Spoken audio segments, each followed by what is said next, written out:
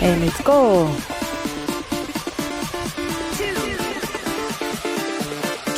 Follow me.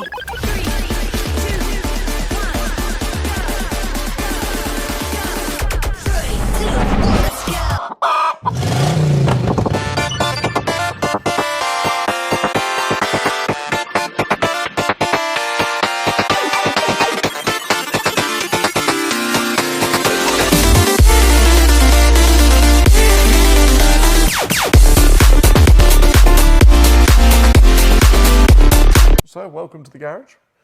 Thank you. This is what we call the icon room. So, at the moment, there's a lot of cars in a lot of different places. One of the most iconic cars being the Lamborghini Miura that's usually there, is in our workshop, being having the engine put back in. But you've kind of got the history of Lamborghini and Mercedes, with a couple of Ferraris in as well. But we've got one of the more famous cars, the Lamborghini Countach. Which one exactly? This one here. This one? This was more famous recently because of the Wolf of Wall Street film. They had the white one in the film, and I think that has helped the market on them massively, but it's also people are starting to realise just how cool these are. I mean, they're crazy looking, and that's what Lamborghini do the best, is to make them, they're not practical, they're not comfortable, they're not fast, they handle pretty badly, but they look so cool. And I think that's what it's all about for Lamborghini. You like to drive this car? It's one of my favourite cars to drive, ironically, yeah. Really? I was driving it today, I was driving it this morning. And then the car that would usually be here was in the Italian job.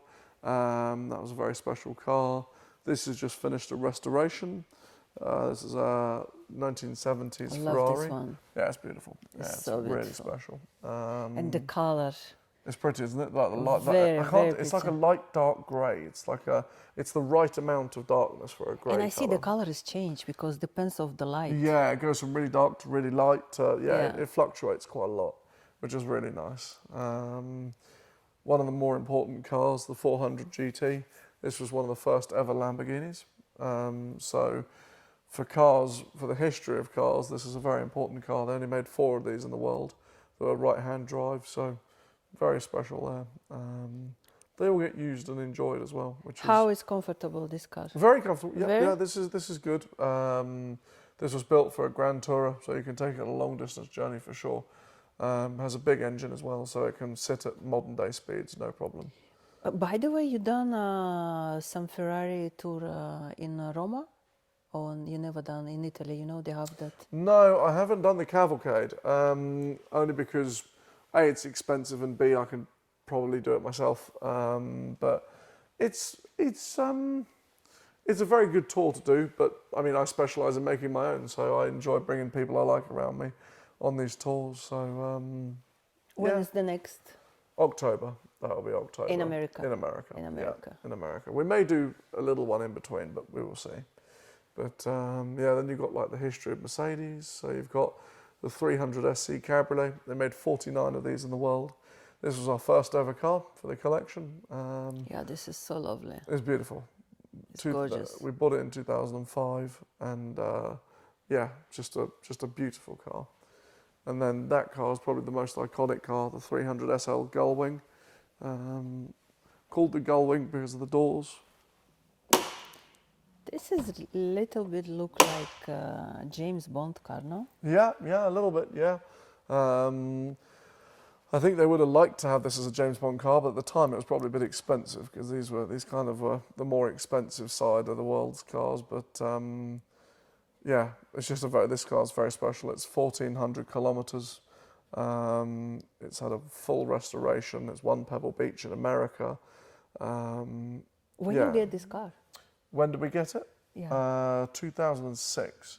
So, but we didn't receive it until 2011 because it went to Germany for a restoration. So, had a very long restoration, really, really big job. And And I think you have some team who help you to. No, so this went to Mercedes. So this was one of the only. This was one of the only 300 SLs in the world to go to Mercedes for a restoration, and that's why it is basically brand new. So yeah. Very important car. And then the modern version of it next to it, which we bought to match this car, which was the SLS AMG. And, I think this is my 2 favorites. These two? Yeah. Interesting, yeah, yeah. I think so. I'm driving this more often at the moment, and I'm really love the way this drives is one of the best out of all of them. So, I particularly love this car. I like this. This is cool as well. SLS AMG, once owned by David Coulthard, the Formula One driver, and yeah, it was built to pay homage to this car. And I love the design features of the two of them. When you look at them, there's such obvious, like, characteristic traits between the two of them. I just think it's really, really impressive.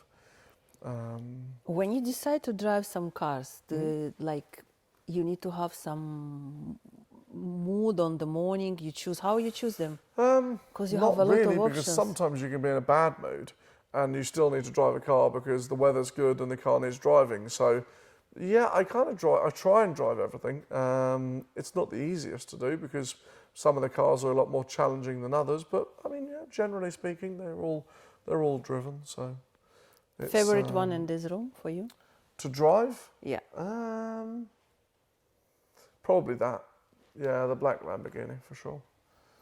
It's just so ridiculous. It's really hard to drive, but it's so rewarding and good fun. Like that's, yeah, I love it. And people's reaction to that car Crazy. is crazy. I had to have a police escort out of Piccadilly Circus in London. I took it there on the weekend, and there were so many people around the car. I got stuck in the middle of traffic, and the police had to escort us out of Piccadilly Circus. I didn't expect it, but it was nevertheless. Really? Yeah, it was just crazy, just crazy. I love taking it to London. Yeah, Wow. it's mega. Go to America or not? No, this No. one will not. No, we will only take one car to America. It's too expensive to take Too multiple expensive. cars. Yeah, for sure. Yeah. Yeah, for sure. So, Wow, it's so impressive, so beautiful. yeah, we enjoy it, and obviously with all the globes and the signs and everything, it's there's And a lot even, of you know, things. the old decoration of the museum is just amazing ideas. Everything is work perfectly. Yeah, we take great Yeah. pride in it. You know, everything is original. It's taken a long time. We're still buying now. I also want to talk about these petrol stations, right? The petrol pumps, yeah? Yeah, at petrol pumps, it's just wow. Yeah, they are How you get all of them? Because you have so many. from around the world. We have one of the biggest collections of petrol pumps in the world. But everything from the very first petrol pumps all the way through to 80s. Yeah. This is basically BP. Yep, this Yeah? is BP. Yep. Yeah. You have BP, you have, you still have Gulf and Texaco, they're more American. Esso, still very much around. Actually, this is also so cool. Yeah, that's a more modern one. I believe that's a plastic globed one, so dual-sided. Incredible. Yeah, and this is one of the later ones because they found that all the glass was breaking, so they made them out of plastic. Made more sense, but the way to look at it is all of these globes that you see, all of the things that go on the top of the pumps, they are made out of incredibly thin glass, and some of them have seen world wars. So if you think about it, like, it's a really crazy thing that we don't put the vinyls on them. These are how they were originally. So you will see some globes with nothing on them because we're buying them as glass sculptures rather than what they have on them. So it's tricky to do. There's a lot. What about this? This was bought in Thailand by an artist. It's all made of car parts. So everything you see is all car parts and it's all lacquered. Are you serious? Yeah, Wow. yeah. And this is the Alien, and the Predator That's is an next amazing door as well. idea. It's really cool. Yeah, I Yeah. really like it. Wow. Yeah, that all moves. And then that's like a horse. In the beautiful horse Yeah, also. yeah. Yeah, it's really cool. We got lots of different things. We're changing this circle here to have a big Koenigsegg ghost on the window. That will be happening maybe tomorrow or today. And yeah, we do lots of, we try and change things up and have as much fun as possible, really. You maybe one day you decide to open the open door for people to come and visit. Never. No, because it takes away the speciality of it. We are a fairly open garage. You know, once every 3 months we will open up for an open day where people can pay to come and visit the museum, no problem. But I would not just generally have it open because it's very exclusive. It's not just to keep it exclusive, it's our house. It's like me coming to your house and saying, do you mind if I bring a few hundred people with me? You're like, well, why? And I understand that people want to see the cars, but it is our house. So we open it up because we want people to see the cars, but also we keep it closed because we want to have privacy and we enjoy having the cars for ourselves, you know. Yeah.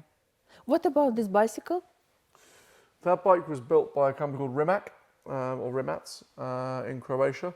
They build in Croatia? So they build the world's fastest car, and they basically built a bike to be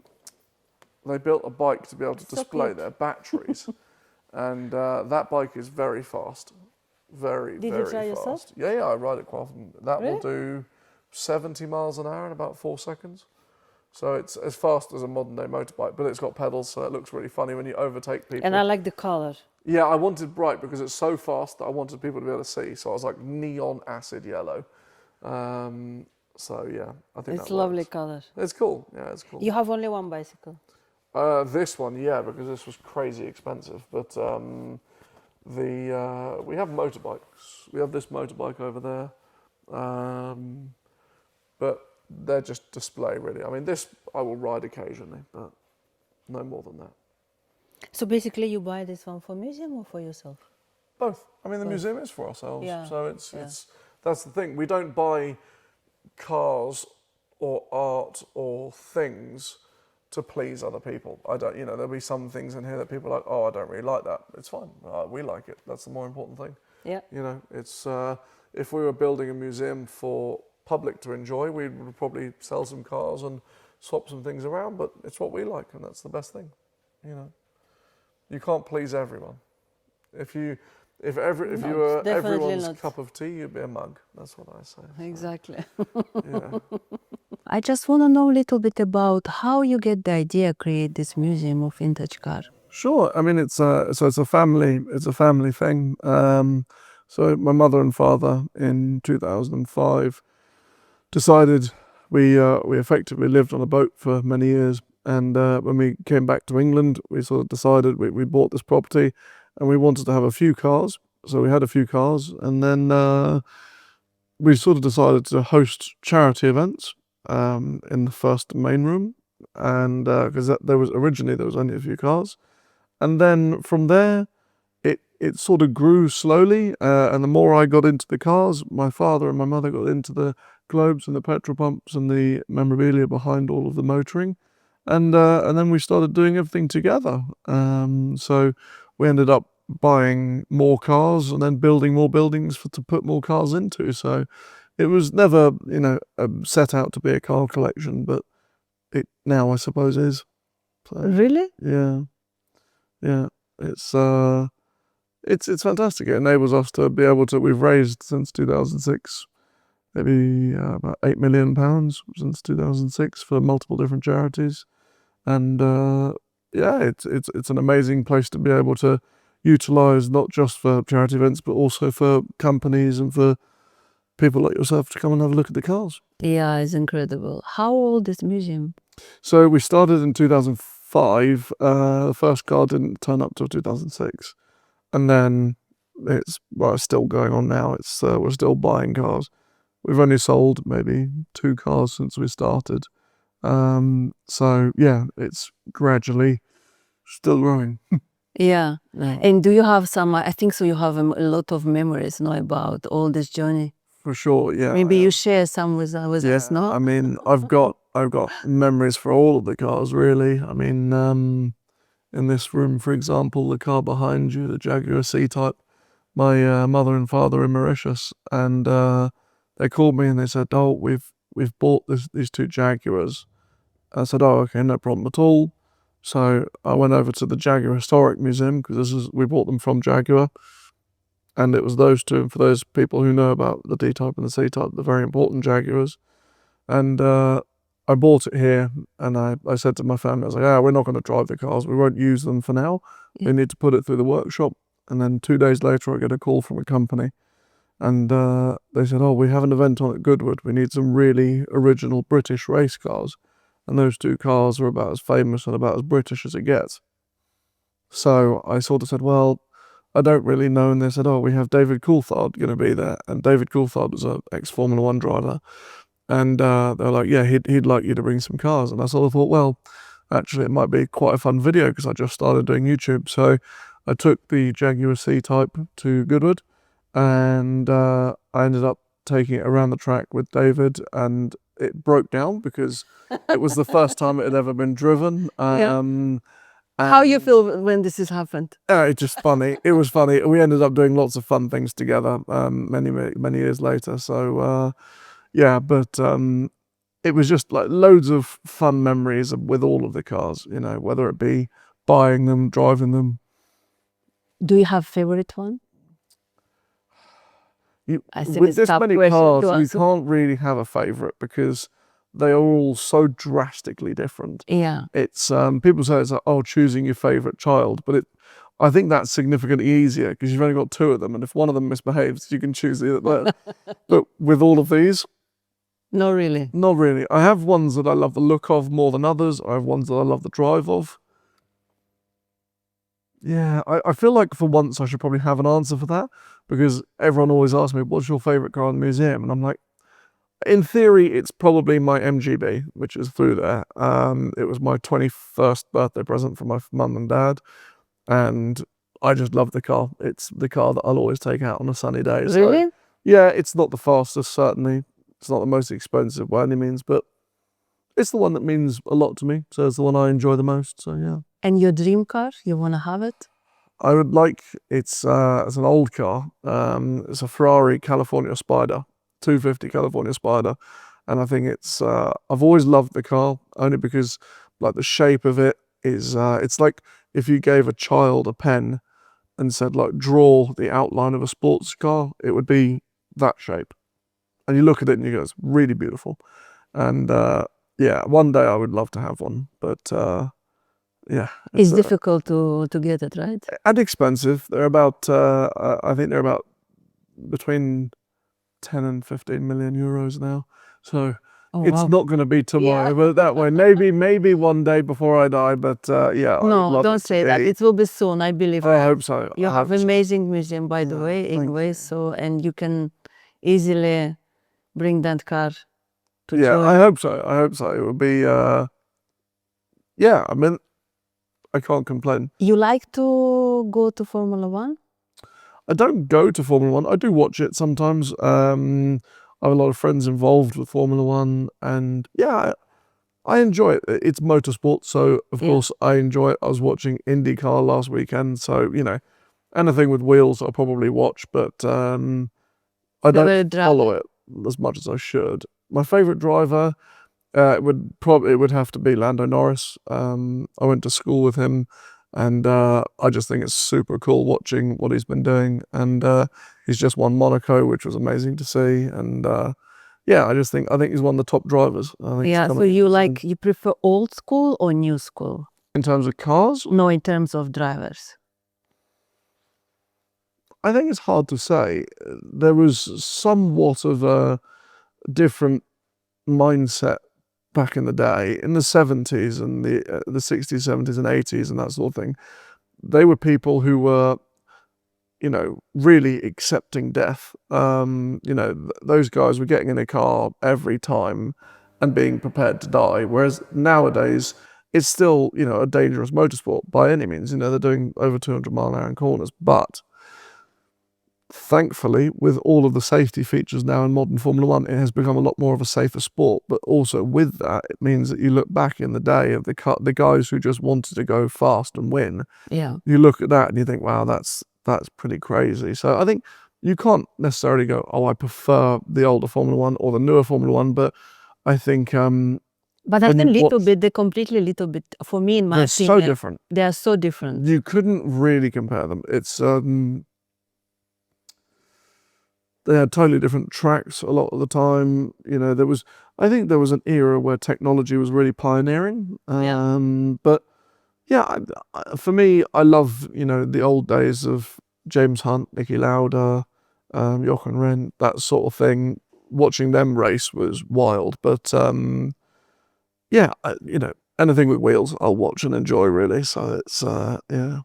Yeah, that's actually, I think I am agree with you. I like both because the historical, when you will watch the Formula One, is completely changed the game, Yeah, precisely. So many things change, but it's very impressive. Oh, it's very impressive. And I'm also glad that, a lot of people say, oh, we prefer the old Formula One. But people preferred watching the older Formula One because of the risk. Well, watching something to hope that someone doesn't die is probably not the right reason to watch it. And also, I think that the fact that safety in racing nowadays has got so much more strict is a massive help. Yeah. It's an important thing. Tell me do you see yourself opening this kind of museum in other countries? Maybe one day? Well, as it's not a public museum, we don't really have a requirement to open it somewhere else. We're dabbling with the idea of potentially getting into car storage, maybe opening a workshop. But the thing is with a public museum is there's a lot of health and safety features you have to go through. All the cars would have to be roped off. There is also members of the public, this is my house. I live here. So it's, I wouldn't necessarily want people walking around all the time. Sometimes it's fun and it's great to be able to have an event. But it's not easy. But it's not easy. When you have 3,000 people turn up in a day and they're looking around and they're asking you questions and you're like, it feels like work. So yeah, I think maybe, who knows, one day if we ever decide to move, but moving this amount of cars and memorabilia to somewhere is not an easy job. Maybe like exhibition of your car. For sure, yeah. We've done many shows before where we've had, we've taken them around the world. We've taken the white car behind me to Saudi Arabia. If people want the cars to take to special events and things like that, we do it quite frequently. So, but yeah, I mean, I think displaying the cars more is always good fun. And yeah, I think maybe even, you can, that's just idea I get because I just back from Monaco, Formula One, and I joined some event. So, and they put the car on the top of the boat. Yeah. Yeah, and I just start to think about your museum and I think, wow, you imagine if Zach one day just do moving exhibition by boats. So basically people join you for 1 week and you go for different countries, let's say Italy, Spain or wherever, and they do this exhibition on the vintage cars. Yeah, I think it would be really cool. I think this is amazing. Yeah, there's many things you could do with it really. It's a lot of logistics. Moving the cars is not an easy task. A lot of people think it's just put it on a trailer and take it somewhere, but there is a lot involved. It's what my company does, so it's great to be able to share the cars, but it's not a 5-minute job. It's and I think it's also cost a lot of money. Definitely incredible amounts of money. Incredible. Yeah. I mean, to try and recuperate the money back from something like that would be difficult, but not impossible. Who knows? Maybe worth looking into for sure. And by the way, how you insure all of them? They're all insured under one policy. Yeah, we have an insurance company look after all the cars, and yeah, we're very thankful to have the protection because definitely you need to have strong insurance company to protect them. Makes it, yeah. It's.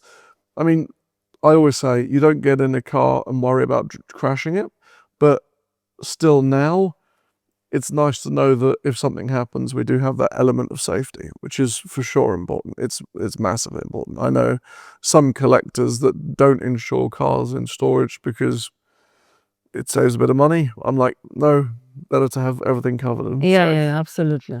Of course. Yeah, no, it's and also we're fortunate to have them insured for road use as well, which is good. It means I can drive more. Do you like money? Do I like money? Yes. And what money mean for you? What does money mean? That's a tricky question. Do I like money?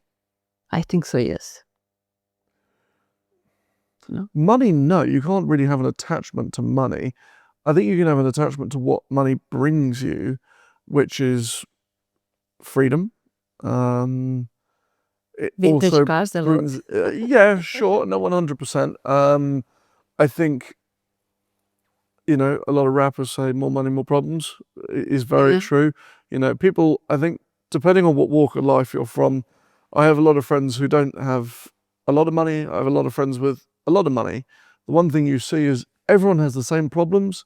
They're either less expensive or more expensive. So it doesn't matter if you have the money, if you don't if you seek money, it will be a problem. If you look for happiness and you look for a sense of accomplishment, that is much more rewarding.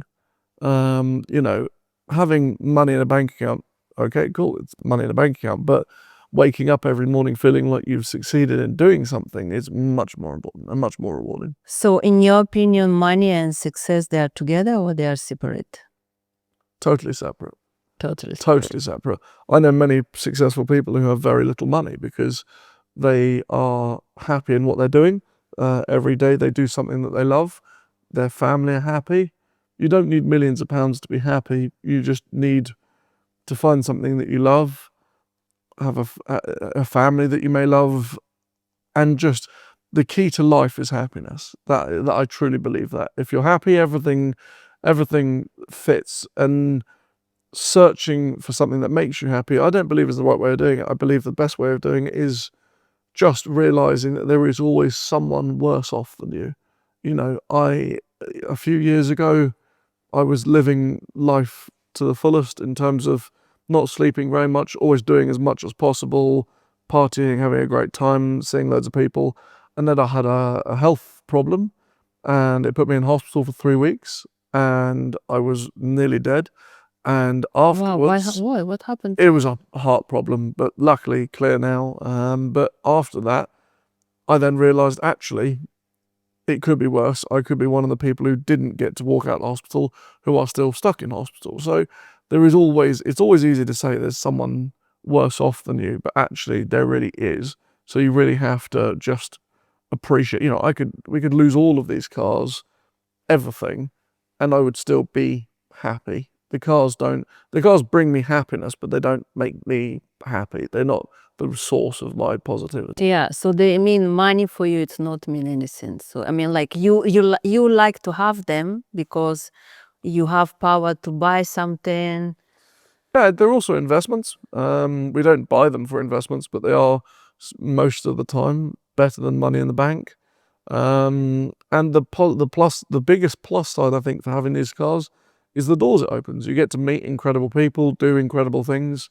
Yeah, absolutely. You know, having £1 million in a bank account is great, but if you're not doing anything, it's meaningless. You know, when you die, you don't have anything. You can't take anything with you, so you might as well enjoy life. You know, that's the way I believe. Anyway, maybe I'm wrong. Who knows? But do you have any plan to take your cars somewhere very soon or not yet? yeah, we're going to take the new Koenigsegg into America. We're doing a lot of events in America with the car. It was something we wanted to do for many years, and now we got the new car. We're thinking, well, maybe this is the year. Yeah, that's the main one. That will be in August. That's the big one. 3 months, so it's August to October. So wow. yeah, that's a big task, but yeah. And how you take them there? Because it's quite. We fly the cars there, so we will fly the car into Los Angeles, and that's a big task. It will probably be flown with Virgin, and I want to fly with you guys.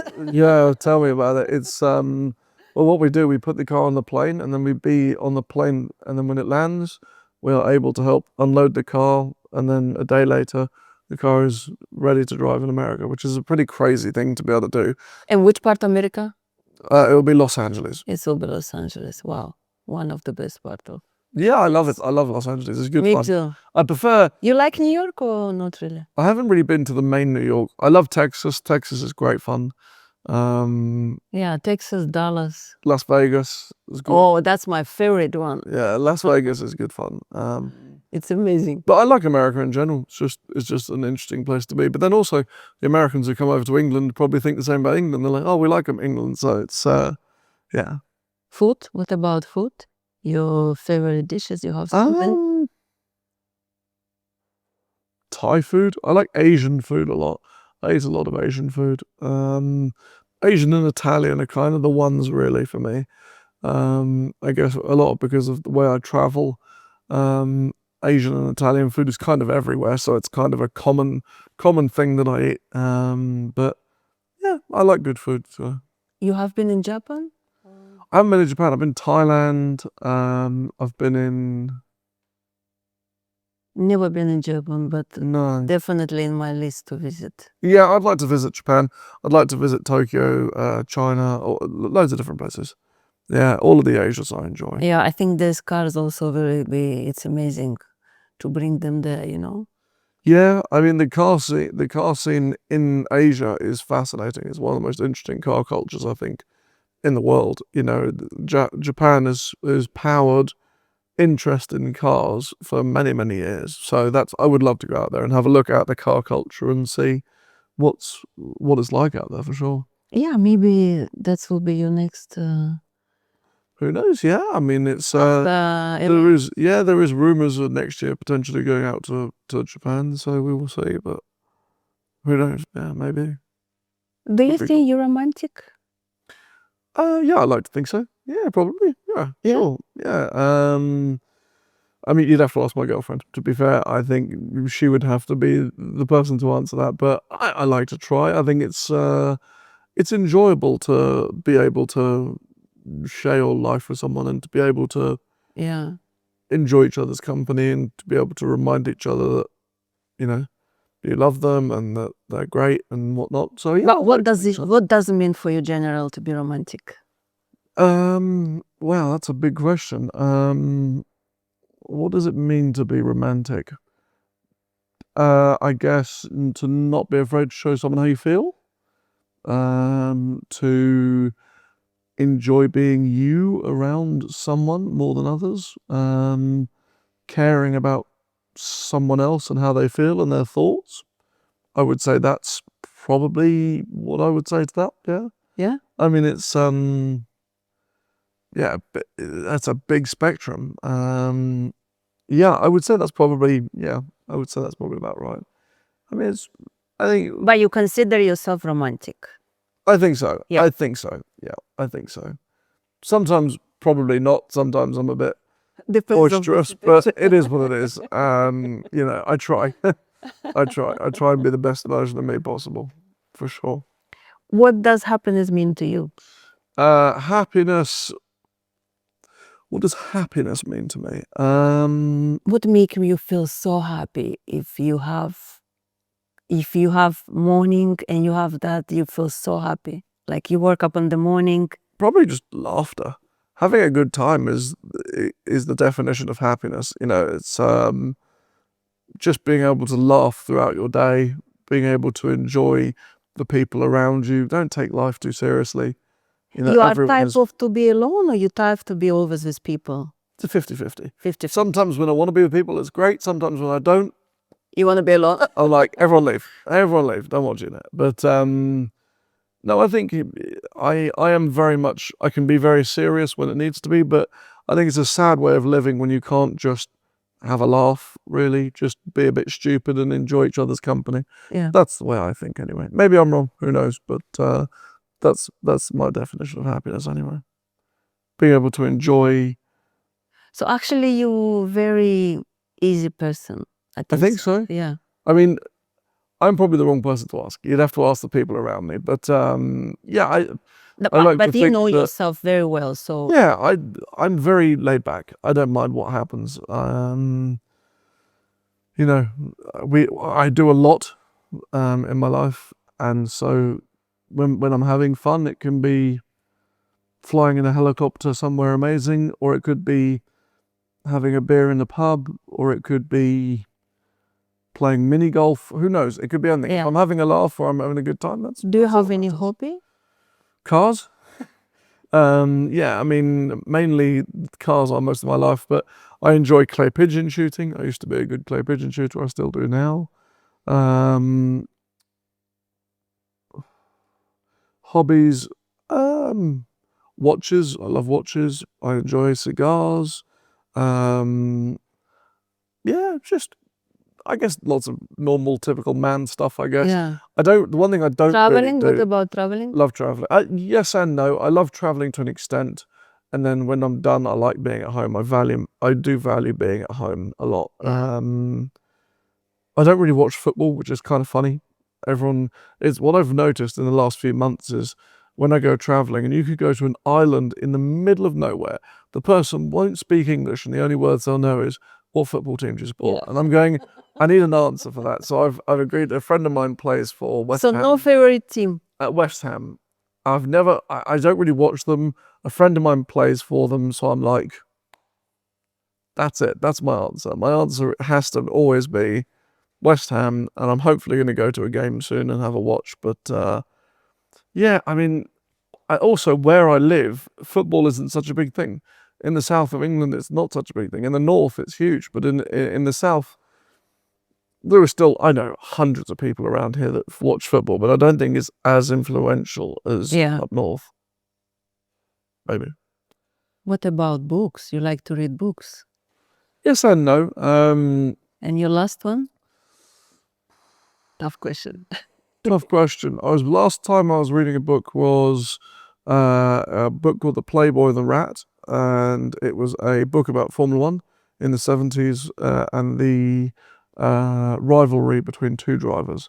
I sort of enjoy reading. For me, it's more of a task than an enjoyment. Yeah. With having dyslexia, it's not something that I enjoy. I can see how people can enjoy it, and people often say, "Oh, well, if you do it often, you'll enjoy it." But I've got other things that I enjoy. So, For example? I love film. I love good cinema. You like I to could, go to watch movie?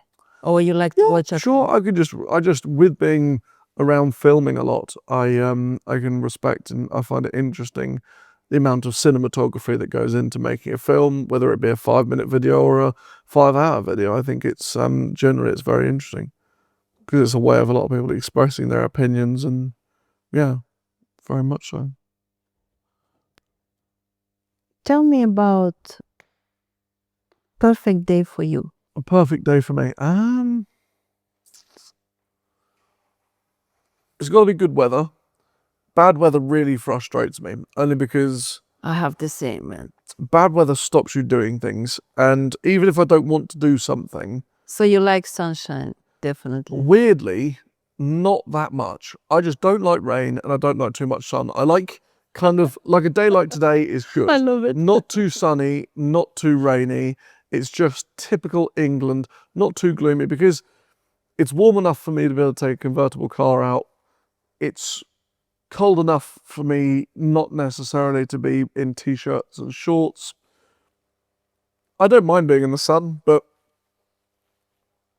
yeah, I mean, the weather has to be good. The weather has to be right, should I say, not necessarily good. I like to think that I accomplish something once a day. It can be small, can be big, whatever it is. What else is there? What else makes a perfect day? Laughter. Definitely laughter is important. Having someone to talk to, enjoying other people's company. Yeah, I would say just try and achieve something whilst having fun. I think that's a crucial thing. Night light? You like to go night? I sometimes I really like sleep. I sleep I think is insanely How many important. hours you need to have normally to feel okay yourself?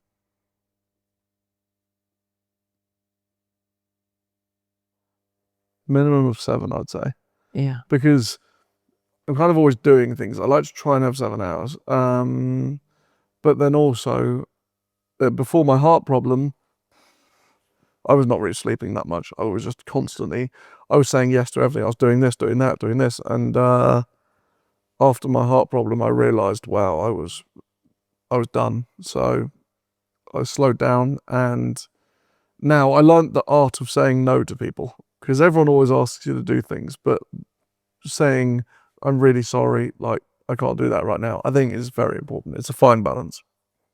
Yeah. So I think the life, you believe also life, it's balance. 100%. Yeah. Like, life is a balance. You can tip it a little bit one way, but then you also need to tip. Like, for example, for the so after yesterday, the day before yesterday, 3 nights in a row, I was quite late out. You know, coming back at anywhere between midnight and 5 a.m. Kind of a big fluctuation. But then yesterday started not feeling that great because I was really tired. So I was like, okay, but this now means that for the next 2 nights, I take it easy. And then tomorrow night, I know I'm out. And the night after that, I know I'm out. And the night after that. So probably next Monday, I'll be useless. But we will see. You know, I think come next Monday, I may be able to say a few words, but that'll be about it. But that's also part of life. You know, you have to, especially in my work, you have to be able to entertain and to be able to speak to people, even when you are feeling very run down. Yeah, I know. Yeah, I think it's really stupid when people don't enjoy sleep. Because I'm like, I have a friend of mine who doesn't like sleeping. He's like, it just feels like a waste of time. I'm like, sure. But I'm pretty sure by not sleeping that frequently, you are reducing your lifespan. It's very important. Massively. Very important. Yeah. For your mood, how even you look more fresh. 100%. And you have more energy. Yeah, definitely. Yeah. And going to the gym, I'm trying to go to the gym once a day. It gives you a bit of a buzz, even when you're really tired and not wanting to. It's still really helpful. You don't have gym in the house? I do, but I don't use it because... Why? When you have something available to you all the time, you don't want to go. You're like, nah, maybe next time. But if you pay for a membership and you have to go to a gym, it forces you, otherwise I'm wasting money, and that just seems annoying. So I'm not going to waste money on a membership that I'm not going to use. So now I go every day, and also once again, it's a balance. I do a big workout for an hour and a half, but then however long I do, I spend the same time in the spa so that I can relax. And it's good. It's a nice balance. It's balance. So what is for you perfect balance? For what?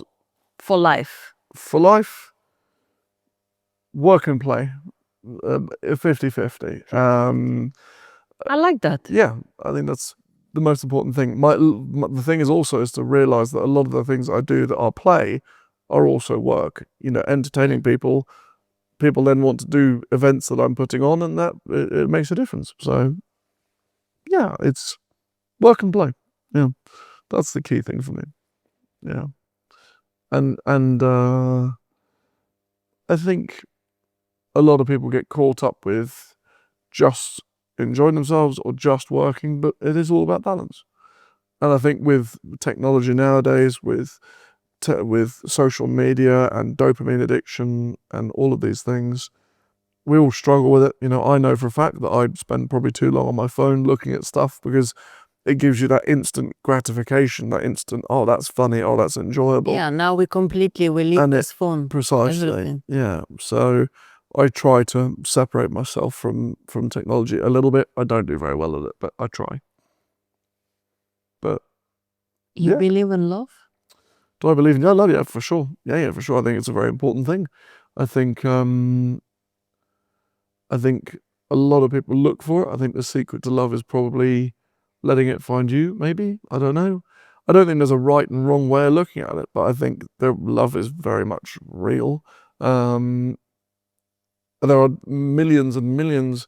There are an infinite different types of love as well. You know, I can love a car and think, oh, this is phenomenal.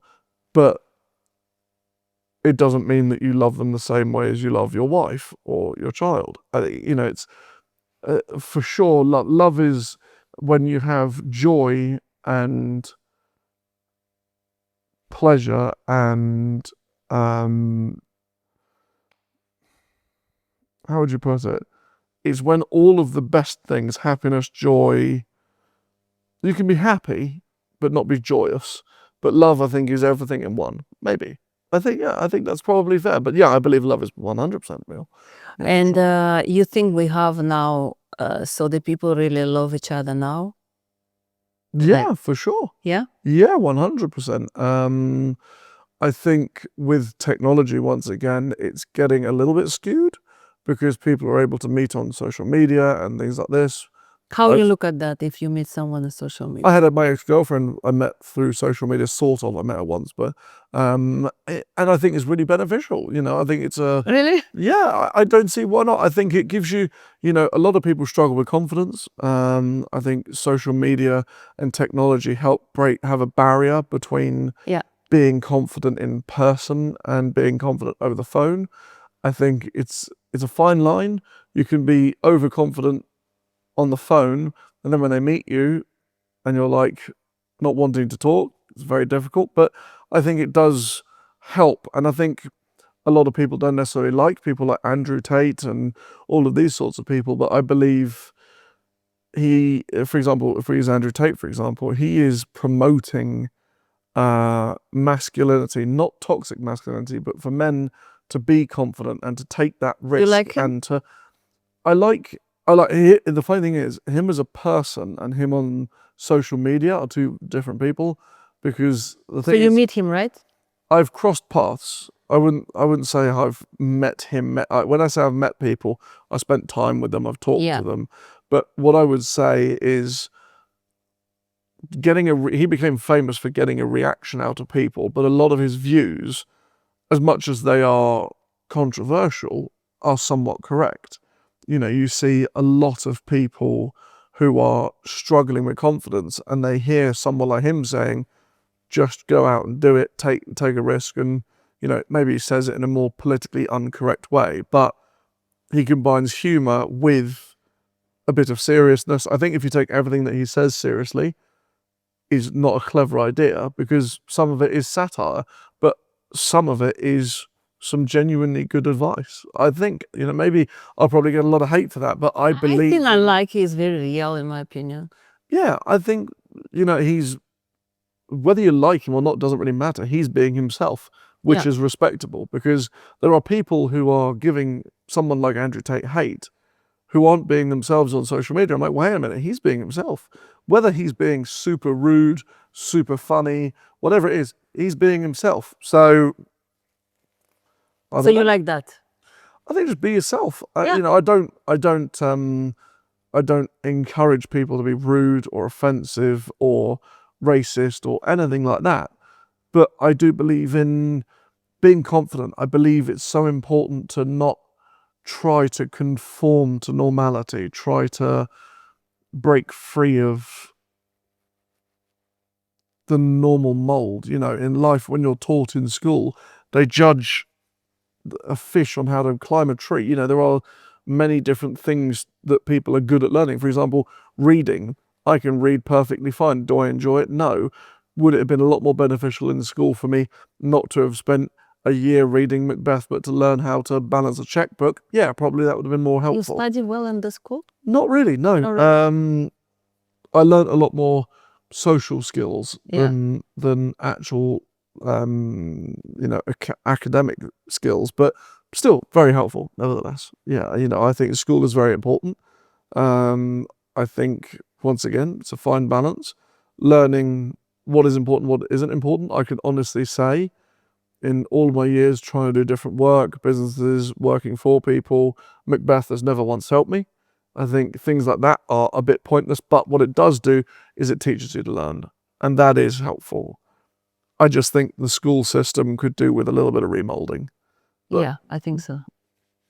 There is many things that is great, with technology. I think hopefully the school system will become better and more... You study in the boarding school? Or? Yeah, I was in boarding school. I didn't go to university. And how you feel yourself when you're in the boarding school? Good. Yeah. Good? I think it's incredibly important. I think boarding school is incredibly important just because it teaches you to be independent. Yeah. It teaches you to be more confident, to work as a team. You've got to help other people. I think some funny memories. Yeah, for sure. A lot of stuff that I probably can't repeat. Really? Yeah, probably. But Tell us one, please. I think with school, I'm probably not the best person for school because much like my father, school did not work so well for me. But I met some interesting people. I did some interesting stuff. I also learned a lot. I did learn a lot, but I learned a hell of a lot more on the things I was doing outside of school than the things I was doing inside of school. And I always found it funny how, so when I was in school, I decided that it's kind of funny. We always had to have polished shoes. Yeah. Everyone had to polish their shoes. And I was in a school for maybe 3 years, I was in a school called Millfield. Good school, but full of a lot of people who have a lot of money and just go, right, because you have to go to this school, we'll pay the astronomical fees. I didn't learn a thing there, but what I did do was meet a lot of very powerful people, which is interesting, but also I ended up running a small business, which was polishing shoes, because with a lot of the kids, Are you serious? they couldn't be bothered to polish their own shoes. So I was sort of going, well, hang on a minute, they've got more money than sense. They don't want to do labour. I might as well do some shoe polishing. And it got to the point where I started polishing. We had house And you done. So you say again? you done something like you get some business done. For sure, yeah. I charged £5 every pair of shoes, and it was kind of funny. It got to the point that amazing, man. Well, even the teachers, even the house parents, Even like giving, teachers, homes, 100%. I did them a good deal. It would be £2.50 How for much? a pair of shoes. It'd be half price. But it was funny because whilst I was meant to be doing homework, I'd be doing this, and ironically, I'd get detention, and they'd give me detention, and they'd say, you know, you're in detention, what are you going to do now? Well, I'm probably going to polish some shoes. And then I would then also go to Costco on my weekends back at home. I'd buy loads of sweets and drinks and things like that. And I'd sell everything for exactly half the price that the school shop was selling them for. And I was making money doing it. And they were going, every day I was... How you spend them after? What you done with money? What you make it? I mean, stupid things. I didn't really do, like, probably wrong stuff, like buying a pizza. But it meant that I was doing, I could go into town and, ironically, I ended up trading things. So, for example, because I didn't need the money. I was young. I didn't, the money didn't really mean anything to me. So, for example, I would say to people, because I had a beard from quite a young age, I looked older than I was. Often I'd say to the kids, right, I'll buy you a vape or I'll buy you some alcohol, but in exchange, you can do X, Y, and Z for me. So it meant that I had people doing like homework for me and doing things like this. And it was funny because on one end, my parents would be going, Zach, you really need to not be getting in detention and getting in trouble. But also at the same time, they're like, but he's also kind of running a small business in this school. And it's kind of awkward because he shouldn't be, but he's also doing real life stuff. So it was always kind of funny. But that idea is... I had a lot of falling out with teachers and just,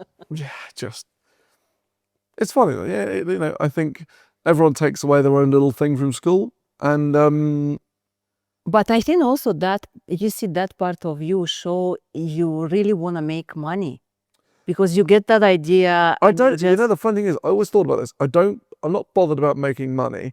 I love getting something. I love having something that someone wants and selling it to them. I think the art of selling, like for example, when I do my car tours, I'm less excited about doing the car tours than I am when someone signs up to come to one of my events. So I'm like, they saw it, they saw what I advertised it well enough so they're now paying to come to that event. I think that's awesome. As I said before, the money, I should probably be more enthused by it, but I truly believe it's not the cause of everything, but yeah, that is what it is. Today we see something different about Zach. So. Yeah, exactly. If you need your shoes polished, I'll still do it. It's a little bit more expensive now. It's £10 a pair of shoes, but also I don't believe in not doing something that earns money. If someone come up to me and goes, "Oh, can you wash my car?" If they pay me what I feel is fair, why wouldn't I wash their car? It doesn't make any sense to me because if I'm not doing something, like in an afternoon, if I've got a day free and I'm like, it's a nice day, I want to do something, I'll say to my neighbours, listen, give me, 50 quid and I'll clean your cars, but they'll get a full valeting from the same products that clean these cars for a fifth of the price that they normally would. And people go, but you don't need 50 quid. I'm like, 50 quid more than I had makes me do something, help someone. Why wouldn't I? That doesn't make any sense not to. If I'm busy, sure, no. But if I'm around and I'm not busy, then yeah, for sure. I mean, you know, today, for example, I had a call. A guy said to me, "Listen, can you pick up a car from London and take it to Scotland tomorrow?" And I'm like, I don't do transport, but if he pays me the right money, why wouldn't I? That doesn't make any sense not to. I have the capabilities, I have the equipment, I have the time. Why not? Exactly. Why? Yeah. I always say why not why. It makes more sense too. So yeah. Yeah. But yeah, it's I think time is valuable. Time is incredibly valuable. Time is the most precious currency you can have, I think, by a long way. You live your life in present, right? For sure. Yeah, for sure. I used to worry about the past, but now no. It's yeah, you have to live each day as it comes, for sure. Yeah. So you don't live like for future, or you just enjoy I try to plan for the future, but if you're constantly worrying about tomorrow, you'll forget about today. So I think it's all about balance. Life is all about balance.